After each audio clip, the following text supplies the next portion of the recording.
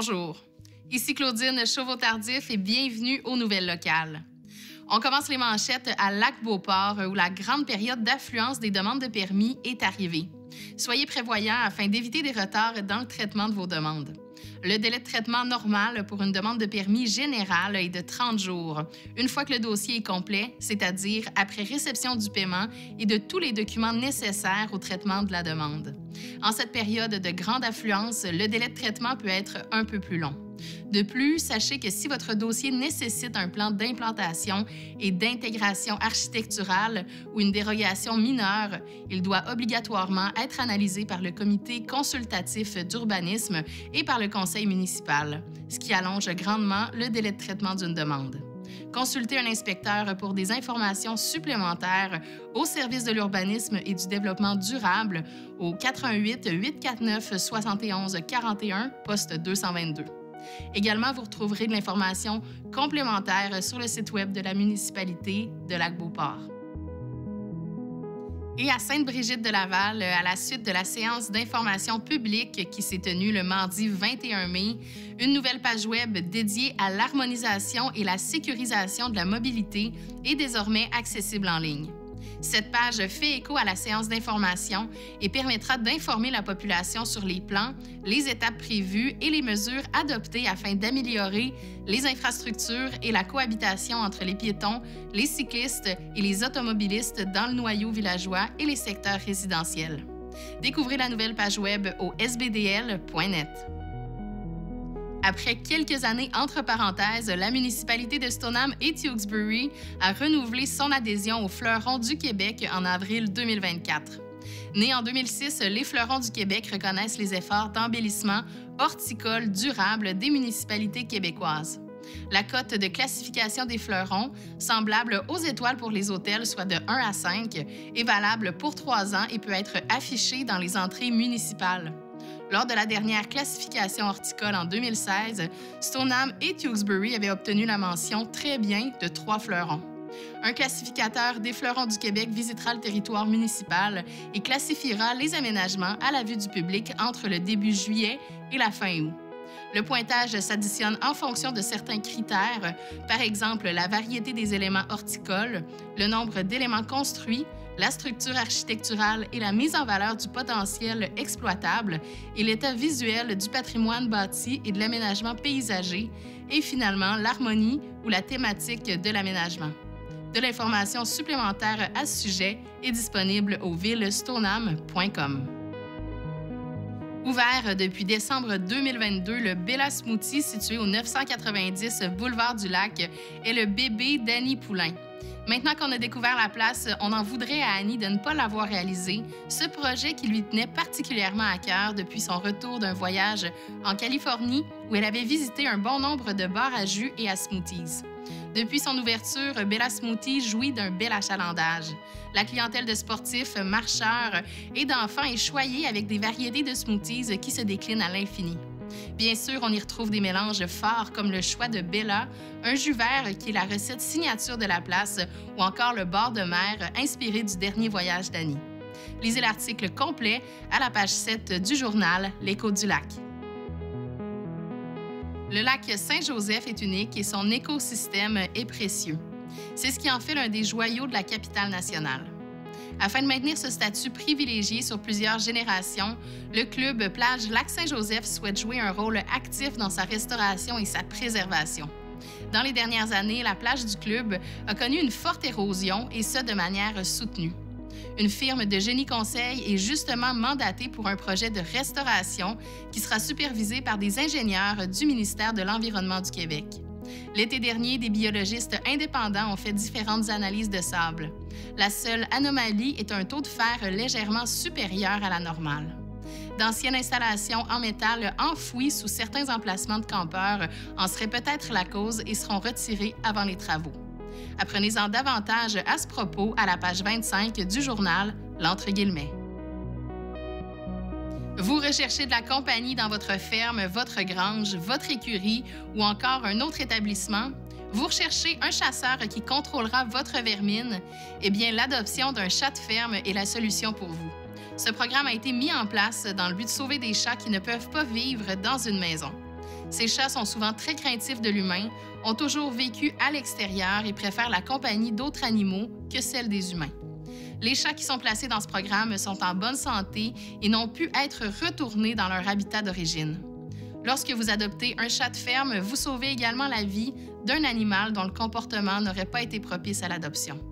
Il est important de noter qu'il est probable que vous ne puissiez jamais flatter ces chats très craintifs de l'humain. Si vous êtes intéressé par l'adoption d'un chat de ferme, vous devez remplir le questionnaire « Formulaire d'adoption d'un chat de ferme » en ligne sur le site Web de la SPA.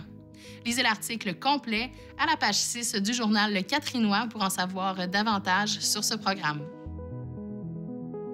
La ville de Shannon, fier partenaire du service des loisirs communautaires de la base Valcartier, souhaite rappeler aux citoyens de Shannon la nouvelle entente qui offre dorénavant un accès gratuit aux bains libres intérieurs et extérieurs, avec ou sans abonnement, avec preuve de résidence aux installations de la base Valcartier. Pour vérifier les horaires concernant les piscines intérieures et extérieures, rendez-vous au sbmfc.ca et pour toute question, composez le 418 844 5000 poste 52 26.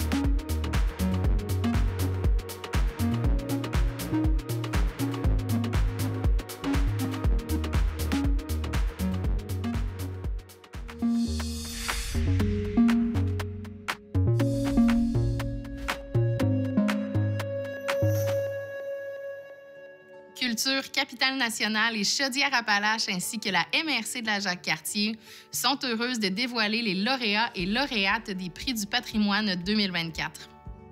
Rappelons que ces prix remis tous les 2 ans visent à faire rayonner les initiatives qui mettent le patrimoine en valeur de manière respectueuse et inventive. C'est la Société d'histoire de Sainte-Brigitte de Laval qui s'est mérité les honneurs dans la catégorie Interprétation et diffusion pour leur balado-diffusion Sainte-Brigitte de Laval, une histoire vivante. L'œuvre retrace et relate l'histoire de la municipalité depuis ses origines, tout en offrant une expérience immersive exceptionnelle aux auditeurs. Alan Stairs de Stoneham et Tewkesbury s'est mérité le titre de porteur de tradition. Il pratique la cornemuse au sein des 78 Fraser Highlanders de Québec. Tant dans la Jacques-Cartier que dans la capitale nationale, on le reconnaît comme un fier ambassadeur de sa culture, tantôt comme un soliste dans le cadre d'un événement, tantôt comme un enseignant de cornemuse. C'est l'entreprise culturelle Souffler les Braises, située à Stoneham et Tewkesbury, qui s'est illustrée dans la catégorie préservation et mise en valeur du paysage avec son spectacle déambulatoire La rivière qui vient de loin, présenté l'été dernier au Parc national de la Jacques-Cartier. Mis en scène par Ariel Degary, ce spectacle déambulatoire évoquait des moments marquants entourant la rivière emblématique et conduisait les spectateurs directement sur les lieux où l'histoire s'était déroulée.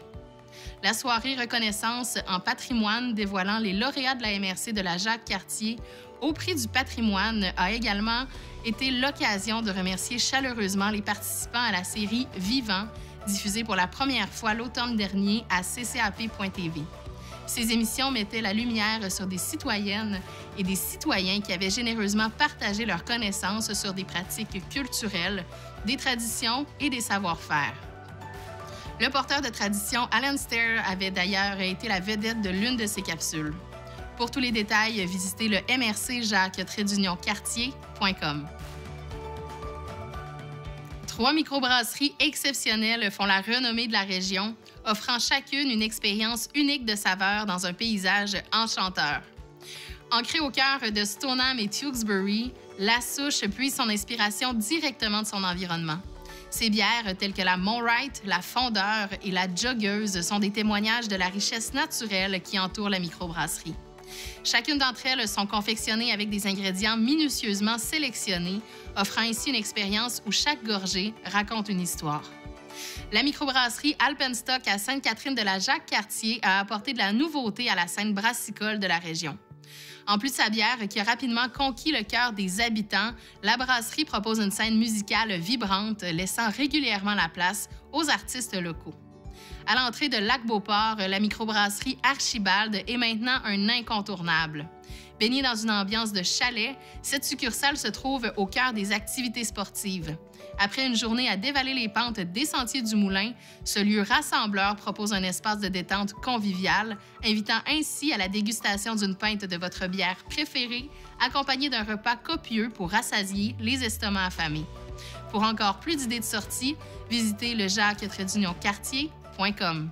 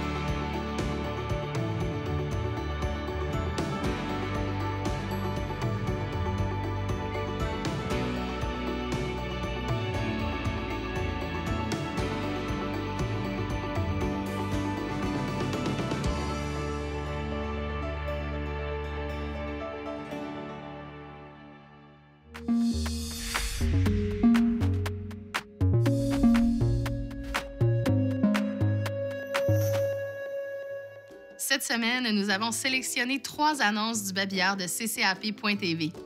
D'abord, le rodéo de Sainte-Catherine-de-la-Jacques-Cartier qui aura lieu du 28 au 30 juin.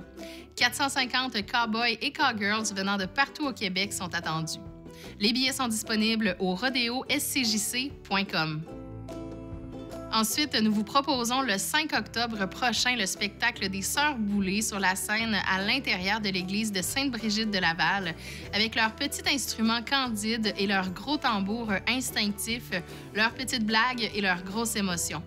Les billets sont en vente sur lepointdevente.com. Et en terminant, Robin et Joël de la ferme du Jardin des Caps seront de nouveau fidèles au poste dès juin dans le stationnement du Sibéria Spa. Achetez une part de leur récolte en début de saison et venez chercher votre panier les jeudis entre 15h30 et 18h. Découvrez les offres et leurs produits au jardindescaps.com. C'est ce qui termine l'émission du 3 juin. À la semaine prochaine.